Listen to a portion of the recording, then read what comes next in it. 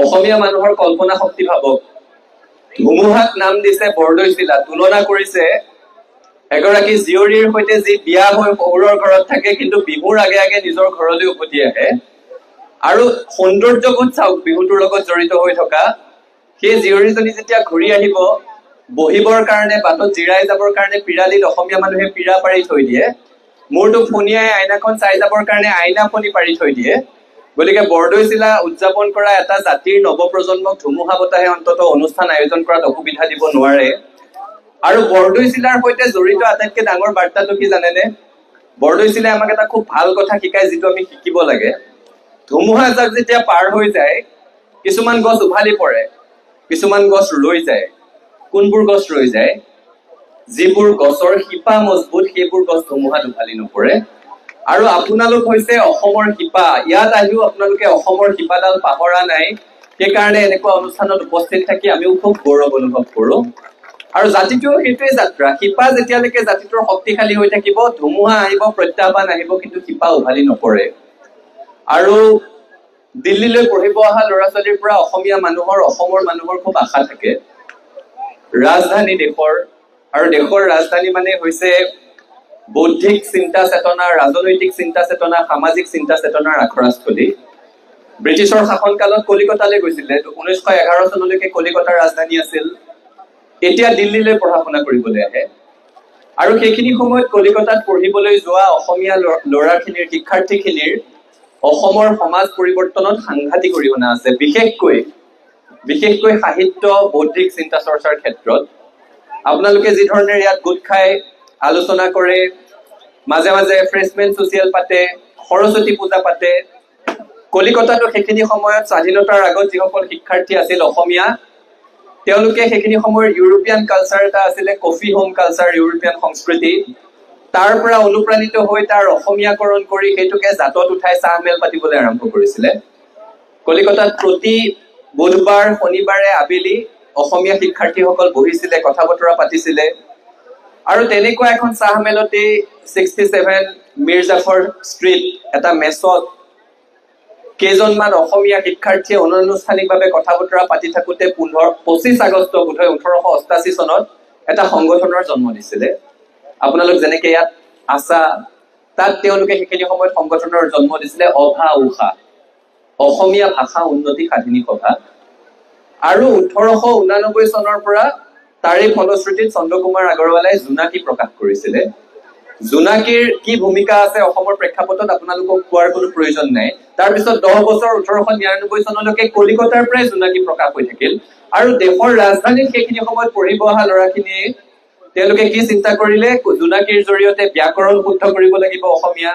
বানানসমূহ অসমীয়া কেনেকৈ লিখে শুদ্ধ কৰিব লাগিব কি ধৰণে সংস্কৃত সাহিত্যৰ পৰা অসমীয়ালৈ অনুবাদ কৰিব পৰা যায় কি ধৰণে সেইখিনি সময়ত উপলব্ধ অসমীয়া লেখাসমূহ সংৰক্ষণ কৰিব পৰা যায় সেই কথাবোৰ ৰাজধানীলৈ পঢ়িবলৈ ওলাই অহা অসমৰ এচাম শিক্ষাৰ্থীয়ে কল্পনা কৰিছিল কাৰণেই আজি এইটো পৰ্যায়ত আমি আছো জোনাকীৰ আত্মকথাত চন্দ্ৰকুমাৰ আগৰৱালাই লিখিছে যে জোনাকী নামটো কিয় আহিল কাৰণ তেওঁলোকে এন্ধাৰৰ বিৰুদ্ধে যুঁজিবলৈ বিচাৰিছিলে আৰু এতিয়াও সদৌ অসমীয়া ছাত্ৰ সংস্থাই আপোনালোকে গম নোপোৱাকৈ আপোনালোকে কিমানখিনি কাম কৰি আছে সেইটো আপোনালোকৰ উপলব্ধি আছে নে নাই নাজানো আমাৰ আছে আপোনালোকে যেতিয়া প্ৰতি বছৰ ইয়াত বিহুখনৰ আয়োজন কৰে দিল্লীস্থিত অসমীয়া সাংবাদিকসকলে অসমলৈ বাতৰিটো পঠিয়াই দিয়ে যে আচাৰ বিহুৰ আখৰা আৰম্ভ হৈছে অসমীয়া যুৱক যুৱতীয়ে ইয়াত নাচিবলৈ আৰম্ভ কৰিছে বিহু শিকিবলৈ আৰম্ভ কৰিছে আপোনালোকৰ ইয়াত উদ্যোক্তা হিচাপে কেনেকুৱা লাগে নাজানো দেশৰ ৰাজধানীত যেতিয়া আপোনালোকৰ উদ্যোগত অসমীয়া ঢোলটোৱে গুমগুমাই আমি অসমত বহি থাকি কিন্তু স্বাভিমানত আমাৰ বুকু উঠলি উঠে সেইকাৰণে আশালৈ বিশেষ ধন্যবাদ তাৰ বাদেও আশাই এই গোটেই সময়ছোৱাত দিল্লী বিশ্ববিদ্যালয়ৰ অধীনৰ বিভিন্ন মহাবিদ্যালয়ত কি ধৰণে অসমৰ ছাত্ৰ ছাত্ৰী পঢ়িবলৈ আহিব তাৰ কাৰণে বিশেষ উদ্যোগ লৈছে সদৌ অসম ছাত্ৰ সন্থাৰ সৈতে একেলগে অসমৰ প্ৰান্তে প্ৰান্তে গৈ নতুন প্ৰজন্মক সুবিধা কৰি দিছে সহায় কক্ষ স্থাপন কৰিছে সেইকাৰণে আশাৰ প্ৰতি আমাৰ আনুগত্য সদায় আছে আমাৰ সদ্ভাৱনা সদায় আছে আৰু আশা আপোনালোকৰ কাৰণে আশা আমাৰ কাৰণে আশা আশা কেৱল এটা সংগঠন নহয় অসমৰ একেবাৰে ভিতৰৰ চুক এটাৰ পৰাও ইয়ালৈ পঢ়িবলৈ ওলাই অহা এজন ল'ৰা বা এজনী ছোৱালীৰ কাৰণে সদৌ অসমীয়া ছাত্ৰ সংস্থা কেৱল এটা সংগঠনৰ নাম নহয়, এক পৰিয়াল, অভিভাৱকত্ব আৰু সাহসৰ নাম। সেই ধাৰা আপোনালোকে অটুট ৰাখিব লাগিব। আৰু দেশৰ ৰাজধানীলৈ অহা অসমীয়াসকলৰ পৰা আমি সদায় আশা কৰো, মামনি বাইদেউ আছিলে, মামনি ৰয়ছম গোস্বামীয়ে সেইখিনি সময়ত দিল্লীত অসমীয়া মানুহখিনিৰ কাৰণে অভিভাৱকৰ দৰে আছিলে। আৰু সেইকাৰণে সদৌ অসম ছাত্ৰ সন্থাৰ পৰা এটা প্ৰস্তাৱ আপোনালোকলৈ আগবঢ়াই থৈ যাব বিচাৰো।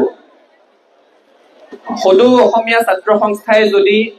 দিল্লী বিশ্ববিদ্যালয়ৰ পৰা যাৱতীয় অনুমতি গ্ৰহণ কৰিব পাৰে, তেতিয়াহ'লে সদৌ অসম ছাত্ৰ সন্থাৰ উদ্যোগত সদৌ অসমীয়া ছাত্ৰ সংস্থাৰ তত্বাৱধানত জ্ঞানপীঠ বঁটা বিজয়ী মামনি ৰয়ছম গোস্বামীদেৱৰ দিল্লী বিশ্ববিদ্যালয়ত এটি পূৰ্ণাবয়ব প্ৰতিমূৰ্তি আমি স্থাপন কৰিবলৈ বিচাৰো।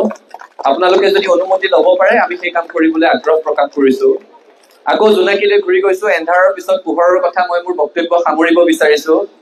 জোনাকীত সেইখিনি সময়তে আজিৰ প্ৰায় 125 বছৰৰ আগতে তেওঁলোকে লিখিছিলে যে জোনাকীৰ উদ্দেশ্য বা সেইখিনি সময়ত ৰাজধানীত পঢ়িবলৈ অহা অসমীয়া শিক্ষাৰ্থীসকলৰ উদ্দেশ্য আছিল বিজ্ঞানৰ উত্তৰণৰ ক্ষেত্ৰত ৰাজ্যখনক আগবঢ়াই লৈ যোৱা।